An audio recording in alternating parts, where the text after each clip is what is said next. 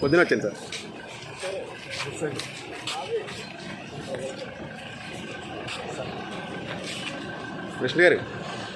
President గారు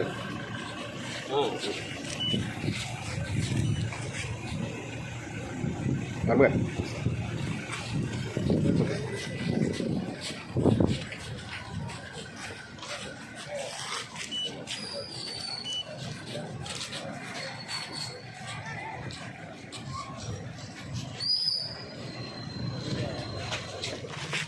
బాగుందా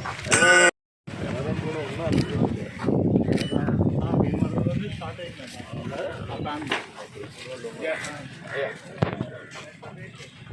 వచ్చింది నెట్లో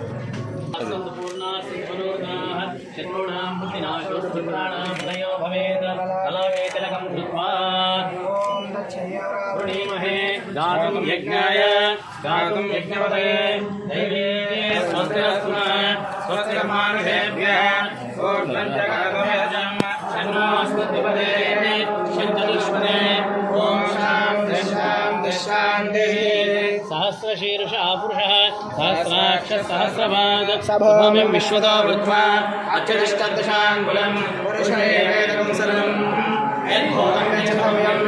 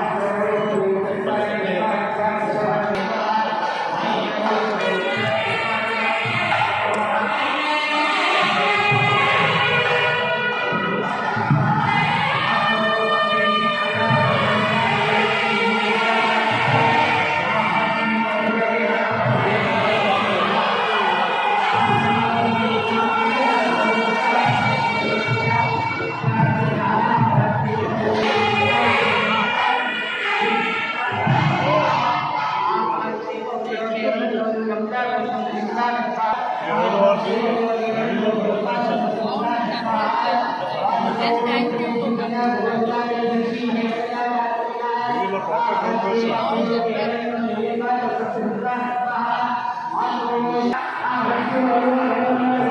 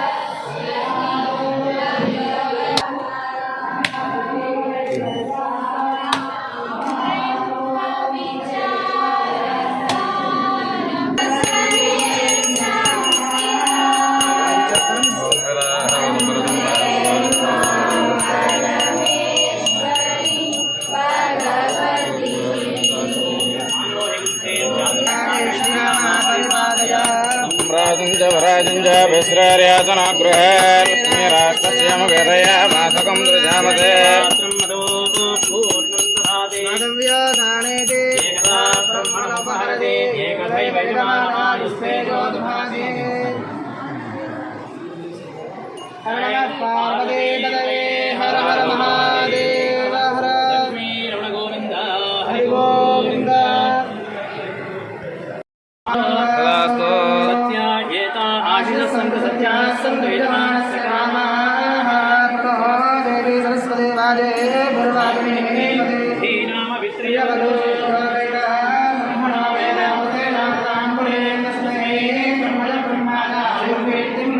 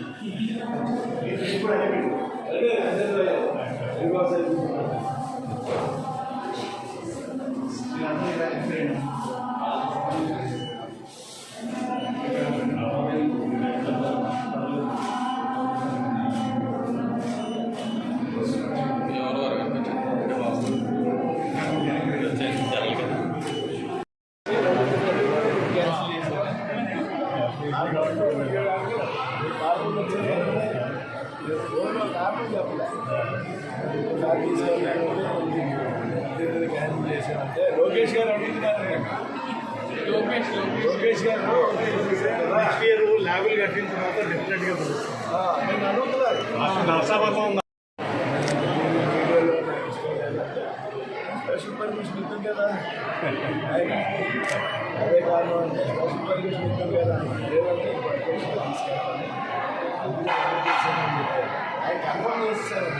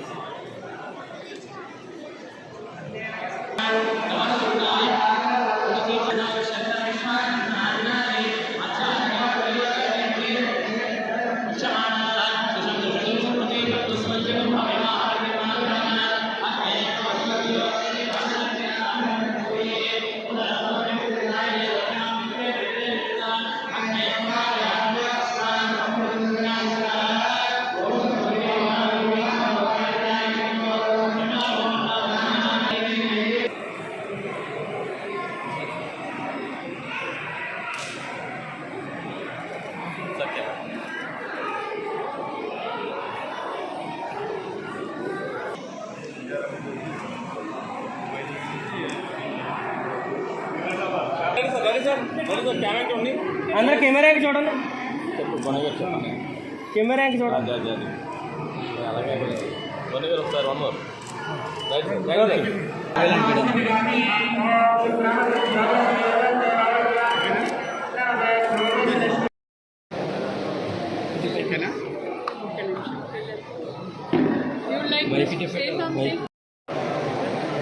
అసలు ఈరోజు మేము కళ్ళని రోజు ఇదంతా దేవుడు దీవెన అని అనుకుంటున్నాము. పేరుపాలెం రావడమే మాదొక విచిత్రంగా జరిగిపోయింది. జరిగినాక ఇక్కడ వచ్చి ఒక కార్యక్రమం తర్వాత ఒకటి చేయగలుగుతున్నాము అంటే ఇది ఇక్కడున్న ప్రజల సపోర్టు, వాళ్ళ ప్రేమాభిమానాలు మమ్మల్ని ఇక్కడ కట్టుబడేస్తుంది. అందులో ఈ పిల్లలు చిన్నారులను చూసి మేము కలిసినప్పుడల్లా మన ఇంటి వాళ్ళందరికీ క్వాలిటీ ఎడ్యుకేషన్ చాలా ఇంపార్టెంట్గా అట్లానే ఎడ్యుకేషన్ లేదని కాదు, ఇక్కడ నుంచి ఎంతో మేధావులు చాలామంది చాలా ఫీల్డ్స్లలో బాగా వెళ్ళారు. మన పేరుపాలెం హై స్కూల్ నుంచి చదువుకొని విన్నప్పుడు చాలా మంచిగా అనిపిస్తుంది. ఇప్పుడున్న పరిస్థితి ప్రకారం వాళ్ళకు కొత్త కొత్త పద్ధతులు సంపూర్ణ క్వాలిటీ ఎడ్యుకేషన్ అందుబాటులో చేద్దాము అని అనుకున్నప్పుడు బీవీకే నుంచి రాజు గారు వైస్ చైర్మన్ అయ్యి నాగేశ్వరరావు గారు అండ్ మన పెద్దలు వర్మ గారు వీళ్ళందరూ ప్రోత్సహించినప్పుడు వాళ్ళతో చేయగలిపి మా కళ పూర్తి చేయడానికి వాళ్ళ సహకారం ఎంతో ఉంది. దానివల్ల మేము ఈరోజు ఈ వేడుక పండుగ పిల్లల భవిష్యత్తుకు ఒక పునాది వేస్తున్నాం వాళ్ళకి. అది మాదే కాదు మనందరిది. Thank you. నమస్తే. విద్యారణ్య స్కూలు పేరులోనే ఒక మహత్తరమైన పరమార్థం ఉంది. స్వామి విద్యారణ్య స్వామి హరిహర బుక్కరాయలు వారి చేత మొగలాయిల వారి నుంచి తెప్పించి తిరిగి విజయనగరాన్ని స్థాపించి గొప్పదైన భారతదేశానికి గొప్పదైన పునాది వేశారు. వారి పేరుతో ఈ స్కూలు స్థాపించడం పుణ్య దంపతులు, ఆది దంపతులు ప్రసాద్ గారు, నందిని గారు, వారి ఆలోచన, వారి కుటుంబ సహకారం. పెద్దల ఆలోచనకి పిల్లలు సహకరించడం అనేది చాలా గొప్ప విషయం. వాళ్ళ ఇద్దరు అబ్బాయిలు, వారి కోడళ్ళు కూడా వారి అడుగుజాడల్లోనే నడుస్తూ సమాజ సేవకు పునరంకితం కావాలని వారందరి ఉద్దేశం. ఇక్కడ సంవత్సరానికి ఒకసారి మెడికల్ క్యాంప్ పెడతారు. ఈ ప్రాంతవాసులు వారు ఏ మొత్తంలో ఈ పేరుపాలెంలో అడుగుపెట్టారో కానీ ఇదంతా కూడా ఈ ప్రాంతవాసుల అదృష్టం. మత్స్యకారుల పిల్లలకి అతి తక్కువ ఫీజుతో ఇంటర్నేషనల్ స్కూల్ స్థాయిలో ఈ పాఠశాల స్థాపించి విద్యా కేంద్రానికి నిర్వహణ కోసం అప్పగించి ఆ పిల్లలకు బంగారు బాట వేశారు. వారి జీవితాలను, వారి కుటుంబంతో కూడా వారి జీవితాలను ధన్యం చేసుకున్నారు. ఆ భగవంతుడు, ఆ పరమాత్మ వారికి, వారి కుటుంబాలకి అష్టైశ్వర్య ఆరోగ్యాలతో పాటుగా ఈ సమాజ సేవా స్ఫూర్తిని మరింతగా రెగ్లించి వారు సమాజ సేవలో పునీతులు అవ్వాలని, వారి కన్నా పరమాత్మ కటాకటాక్షాలు వారి కుటుంబం ఉండాలని మనస్ఫూర్తిగా పరమాత్మ ప్రార్థిస్తున్నారు. పశ్చిమ గోదావరిలో మారుమూల ప్రాంతం అంటే పేరుపాలెం చెప్పుకోవచ్చు. ఈ ప్రాంతంలో ఉంటారు. వెనుకబడిన రోజులు ఉండే ప్రాంతం ఇంకా మంచి స్కూల్ ఇంటర్నేషనల్ స్టాండర్డ్స్ తీసుకొచ్చి కట్టిన ఇక్కడ పెద్దలు డాక్టర్ వెంకటేశ్వర గారికి ల్యాండ్ చేశారు. మంచి ఇన్ఫ్రాస్ట్రక్చర్ క్రియేట్ చేసి ఉన్న పిల్లలకి మంచి విద్య, సిటీస్లో ఉండే పిల్లలకి ఫిట్గా మంచి విద్య అందించాలని ఒక మంచి సంకల్పంతో ఇక్కడ ఇన్ఫ్రాస్ట్రక్చర్ క్రియేట్ చేసి వారికి కృతజ్ఞతలు తెలియజేస్తూ భగవంతుడు ఆశిస్తూ వారికి ఉండాలని చెప్పేసి. అందరికీ నమస్కారం. భారతీయ విద్యా కేంద్రం విశాఖపట్నం కేంద్రంగా 42 పాఠశాలలు, 4 కాలేజీలు, 2 డ్యాన్స్ స్కూల్స్ 1957 నుంచి విద్యా కేంద్రం నడుస్తున్నదండి. విద్య చెప్పడం మాత్రం కాకుండా sound mind in a sound body, అది విద్యా కేంద్రం యొక్క ముఖ్య ఉద్దేశం. పిల్లలు బుద్ధి, చదువు మాత్రమే కాకుండా శారీరకంగా కూడా మంచి దృఢంగా తయారవ్వాలి, దేశానికి మంచి పౌరులుగా తయారవ్వాలనేటువంటిది భారతీయ విద్యా కేంద్రం యొక్క ఉద్దేశం. మాత్రమే కాకుండా 240 tribal schools, single teacher schools, సాయంత్రం పూట 2 గంటల పాటు వాళ్ళకి ఈవినింగ్ స్కూల్స్ ఉంటాయండి. ఈవినింగ్ స్కూల్స్ తర్వాత వాళ్ళకి విద్యాబుద్ధులు చెప్పడం, శ్లోకాలు, మన భగవద్గీత శ్లోకాలు కూడా వాళ్ళు చెప్పగలరు. ట్రైబల్ స్కూల్స్ ఆశ్చర్యపోతాం మనం. మొన్న పాడేరు చుట్టుపక్కల ప్రాంతాల నుండి పిల్లలందరూ కూడా ఒక కాంపిటీషన్ జరిగింది. చక్కగా ఎంతమంది పద్యాలు చెప్పారు, వేమన పద్యాలు చెప్పారు, భగవద్గీత శ్లోకాలు చెప్పారు. ఈ విధంగా ఒక సైలెంట్ రెవల్యూషన్, ఒక మార్పు సమాజంలో కనిపిస్తుంది. ట్రైబల్ స్కూల్స్ ఎక్కడెక్కడైతే గవర్నమెంట్ కూడా వెళ్ళి పాఠాలు చెప్పలేవో అటువంటి చోట కూడా పాఠశాల ప్రారంభించింది భారతీయ విద్యా కేంద్రం. సైలెంట్గా నిశ్శబ్దంగా చేస్తున్నాం. ఈ చక్క ఒక మంచి పౌరులుగా తయారు చేయడం అది దీని యొక్క ఉద్దేశం. ఈ పేరుపాలెంలో కూడా అది భగవంతుడి కృప అనుకుంటాను. ఆ విధంగా వాడు రావడం, స్కూల్ కట్టడం ఇదంతా కూడా ఒక ఆశ్చర్యకరంగా ఈ పరిణామం. ఇదంతా కూడా చక్క మంచి స్కూల్. చుట్టుపక్కల వాళ్ళకి భారత విద్యా కేంద్రాల్లో స్కూల్ ఫీజులు కూడా కార్పొరేట్ ఫీజుల్లో ఉండవు, మోడరేట్గా అందరూ కూడా వచ్చి చదువుకునేలాగా ఉంటారు. తల్లి మంచి స్కూల్, ఒక మోడల్ స్కూల్ ఉందా మొత్తం ఈ ప్రాంతానికి అంతా కూడా డెవలప్ అవుతుందని ఆశిస్తున్నాం. మీ ద్వారా ఈ చుట్టుపక్కల ఉన్నటువంటి తల్లిదండ్రులు అందరికీ కూడా ఈ స్కూల్లో చేర్పించి ఒక మంచి విద్యని పొంది ఒక మంచి సిటిజన్స్గా తయారవని చెప్పి అది మా ఆకాంక్ష. ఈ అవకాశం ఇచ్చింది మీకందరూ కూడా నా నమస్కారం. ముందుగా నర్సాపురం పరిసర ప్రాంత ప్రజలందరికీ కూడా విద్యారణ్య స్కూలు ప్రారంభోత్సవం సందర్భంగా శుభాకాంక్షలు తెలియజేస్తూ ఉన్నా. ఏదైతే బీవీకే భారతీయ విద్యా కేంద్రం ఉన్నదో దీని ఆధ్వర్యంలో దాదాపు దేశంలో 25,000కి పైగా విద్యా సంస్థలు నడుపుకుంటూ ఉన్నాయి. కొన్ని లక్షల మంది విద్యార్థులు ఇవాళ బీవీకే విద్యా సంస్థల్లో విద్యను అభ్యసిస్తూ ఉన్నారు. కళాశాల విద్యలో కూడా బీవీకే చక్కటి విద్య అందిస్తూ ఉంది. అయితే ఈ ప్రాంతంలో పెద్ద ఎత్తున విద్యా సంస్థను స్థాపించి ఏదైతే పేరుపాలెం పరిసర ప్రాంతాల ప్రజలకు అందుబాటులో తెచ్చినటువంటి పెద్దలు ప్రసాద్ గారు, కొన్నాపతి ప్రసాద్ గారు, వారి సత్యమణి సోదరుని నందిని గారికి ఈ సందర్భంగా కృతజ్ఞతలు ధన్యవాదాలు తెలియజేస్తారు. పాఠశాల ఇక్కడ ప్రారంభించాలనే దానికి అంకురార్పణ చేసినటువంటి బీవీకే విద్యా సంస్థల రాష్ట్ర ఉపాధ్యక్షులు శ్రీమతి రామచంద్రరాజు గారికి, కార్యదర్శి గారికి కూడా ధన్యవాదాలు తెలియజేస్తున్నాను. వాస్తవంగా ఇదంతా పూర్తిగా ప్రసాద్ గారి దంపతుల యొక్క, వారి కుమారులు, వాటి కుటుంబ సభ్యుల యొక్క ప్రోత్సాహం కారణంగా చక్కటి విద్యా సంస్థ ఇక్కడ ప్రారంభించడం. వాస్తవంగా ప్రసాద్ గారికి ఈ ప్రాంతంతో సంబంధం లేదు. వేరే ప్రాంతం నుంచి వచ్చి ఈ ప్రాంతంలో చక్కటి నివాసాన్ని ఏర్పరచుకుని మనం ఉన్న చుట్టుపక్కల పరిసర ప్రాంతాల్లో ప్రజల యొక్క సౌకర్యాలని గమనించి వాటి అవసరాలు తీర్చడంలో మన వంతు బాధ్యత మనం వహించాలి. ఈ ప్రాంతంలో విద్యార్థులు ఎవరైతే ఉన్నారో వారందరికీ కూడా చక్కటి క్వాలిటీతో కూడినటువంటి ఉన్నత ప్రమాణాలతో కూడినటువంటి విద్యనే కాకుండా ఈ భారతదేశం యొక్క సంస్కృతి సాంప్రదాయాల పట్ల కూడా చక్కని అవగాహన కల్పించాలి అనేటువంటి ఒక ఆలోచన ఆయనకు వచ్చినటువంటి సందర్భం. కొన్ని కోట్ల రూపాయలు వెచ్చించి, దాదాపు 10-12 కోట్ల రూపాయలు వెచ్చించి 2 ఎకరాల విస్తీర్ణంలో దాదాపు 30,000 ఫెసిలిటీ కన్స్ట్రక్షన్ చేసి ఇవాళ బీవీకే భారతీయ విద్యా కేంద్రం యొక్క విద్యా సంస్థలకి అప్పచెప్పారు. ఇక్కడెక్కడ స్వార్థం లేదు, పేరుకు ప్రఖ్యాతుల కోసం తపన పడినటువంటి సందర్భం లేదు. భగవంతుడు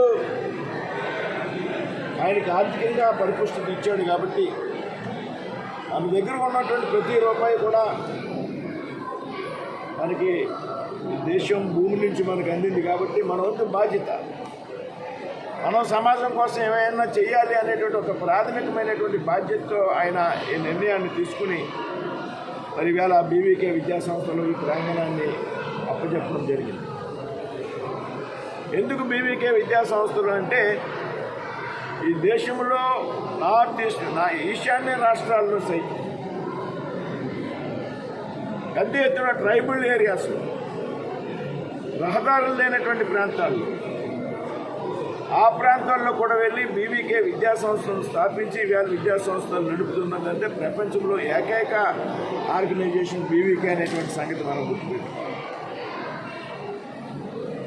ఇలా ఒక 25,000 విద్యా సంస్థలను బీవీకే నిర్వహిస్తుందంటే ఇది సామాన్యమైనటువంటి విషయం కాదనేటువంటి విషయం కూడా మనం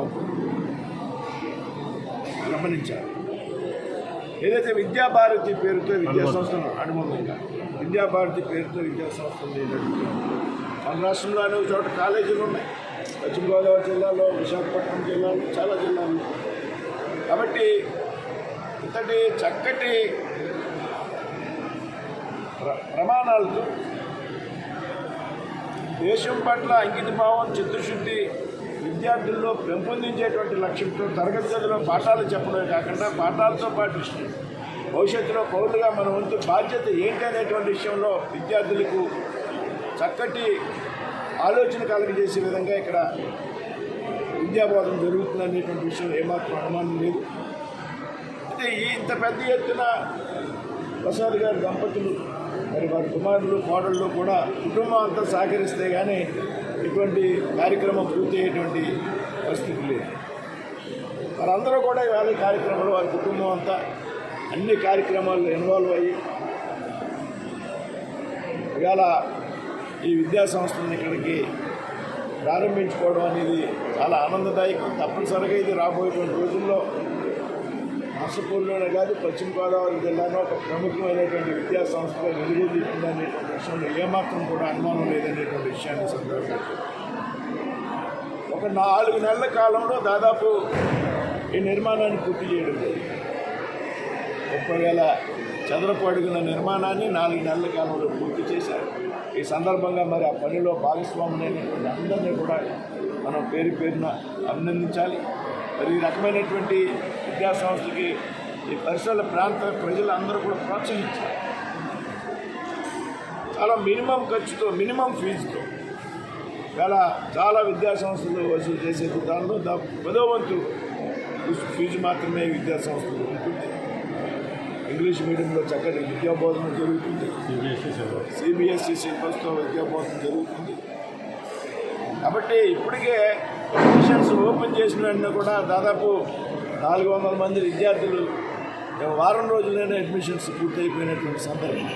అంటే ఏదైతే విద్యాభారతి బీవీకే ఆధ్వర్యంలో నిర్వహించబడుతున్నటువంటి విద్యాభారతి విద్యా సంస్థల పట్ల ప్రజలకు ఉన్నటువంటి ఒక సానుకూలమైనటువంటి అభిప్రాయం కారణంగా అడ్మిషన్స్ కూడా 1 నుంచి 6వ తరగతి వరకు తీసుకున్నారు. దాదాపు 400 మంది విద్యార్థులు అడ్మిషన్స్ క్లోజ్ చేశారు. ఇంకా చాలామంది వచ్చే అవకాశం ఉన్నప్పటికీ కూడా, చాలామందిని జాయిన్ చేసుకునే అవకాశం ఉన్నప్పటికీ కూడా విద్యాశాఖ పర్మిషన్ తీసుకుని క్వాలిటీ ఉన్నటువంటి విద్యను అభ్యసించాలి అంటే విద్యార్థులు పరిమితంగా ఉండాలి. విద్యార్థులకు సరిపడే సంఖ్య టీచర్స్ ఉండాలి. కాబట్టి ఏదో విద్య చెప్పాం, పాఠాలు చెప్పామన్నటువంటి వాతావరణం ఇక్కడ ఉండదు. కాబట్టి వెంటనే అడ్మిషన్స్ క్లోజ్ చేశారు. 250 మంది విద్యార్థులు 1వ తరగతి నుంచి 6వ తరగతి వరకు రాబోయేటువంటి కాలంలో 10వ తరగతి వరకు కూడా తరగతి నిర్వహించింది. ఇది మరి చక్కటి అవకాశాన్ని ఇచ్చినటువంటి ప్రసాద్ గారి దంపతులకి సందర్భంగా ధన్యవాదాలు. వారి కుటుంబ సభ్యులకి, కుమారులకు, కోడలకు అందరికీ కూడా కృతజ్ఞతలు తెలియజేస్తే ప్రాంత ప్రజలు ఈ విద్యా సంస్థల యొక్క అవసరాన్ని పూర్తిగా వినియోగించుకోవాలనే సందర్భంగా విజ్ఞప్తి చేస్తారు. భారత్ మాతాకి జై, భారత్ మాతాకి జై, భారత్ మాతాకి జై.